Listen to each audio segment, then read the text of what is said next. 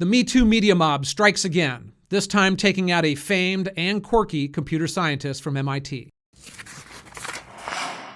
First, some background. Jeffrey Epstein is the creep who flew around the world with underage girls, with politicians, with rich people. They had a lot of sex, a lot of drugs, a lot of videotape. He's the one who killed himself in prison or was killed in prison, depending on who you talk to. He had his plane called the Lolita Express, and truly, truly creepy bad guy. Flash forward to fairly recently when Ronan Farrow reported that MIT had basically taken millions of dollars from Jeffrey Epstein after he was already prosecuted for underage sex in Florida. They tried to hide that, but it came out anyhow. Recently, it came to light that one of Epstein's victims, a gal named Virginia Guffrey, testified that she'd had sex with a lot of high-profile people at his insistence, at his request. That included Prince Andrew, a former U.S. senator, a former governor, and a guy named Marvin Minsky. Now, Minsky was a scientist and co-founder of MIT's Artificial Intelligence Lab. Minsky died about 4 years ago. Although she didn't remember specifics, she allegedly had sex with Minsky at Epstein's Virgin Island crazy palace that he went to when she was 17 and Minsky would have been 73. So if you're an MIT student, this is a reason to be unhappy. Not only did you find out that your education was partially paid for by a pervert, but one of the founders of your big AI lab was also intimately involved with the crazy and criminal activity. Enter Richard Stallman. First, he's a very bizarre guy whose reason for living is advocating free software and allowing users to modify anything that appears on their computer. He's the founder of the Free Software Foundation and quick to tell you that non-free software is unethical. He's a computer scientist at MIT. To normal people, he comes off as both brilliant and a little bit of a nut job. As part of a student protest, students wrote in their announcement that former and now dead Professor Minsky was accused of, quote, assaulting one of Epstein's victims. Stallman is a huge stickler for words in a kind of almost autistic sense. To him, when he saw the word assault, he felt that wasn't right. On an MIT group email, he wrote, "The injustice is in the word assaulting.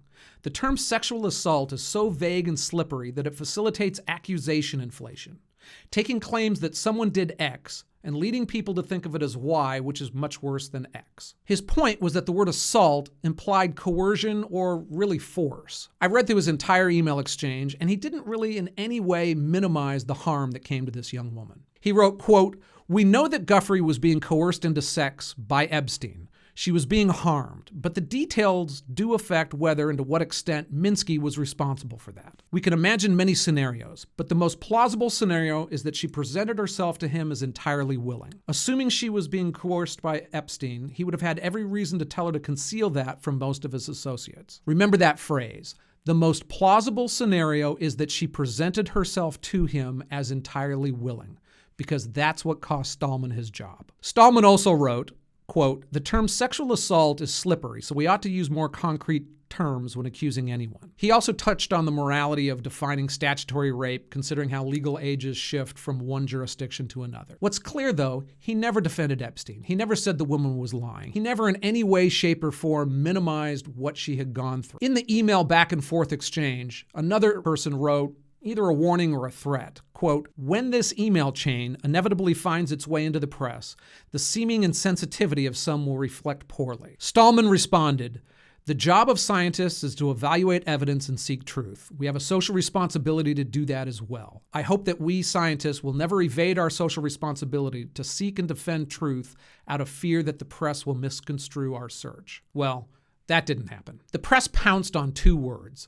entirely willing. He never implied that she was entirely willing, just that she probably presented that face to the now dead professor who probably had sex with her. The press went nuts. Vice's motherboard drew first blood. Quote, "Famed computer scientist Richard Stallman described Epstein's victims as entirely willing." No, he fucking didn't.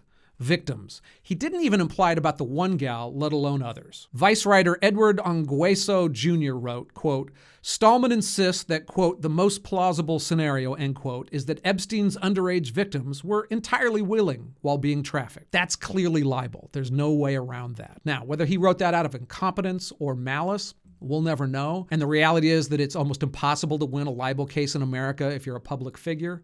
Still, there's no getting around that. Other outlets published the same twisted word. Fox News says he claimed victims were entirely willing. The New York Post, Forbes, TechCrunch, and these are just the major publishers that you probably know. To all you reporters and editors, Get it right. You're destroying a person's reputation through your incompetence and through your malice, and it's just dead wrong. Stallman resigned, and the crappy reporters and crappy publications got to do the same story one more time. They made their 2 cents when you clicked on their story. This guy's life is ruined, and they'll be on to their next victim. There was one bright spot, and it was, to me, surprising. It was the Washington Post. Susan Svrluga, S-V-R-L-U-G-A,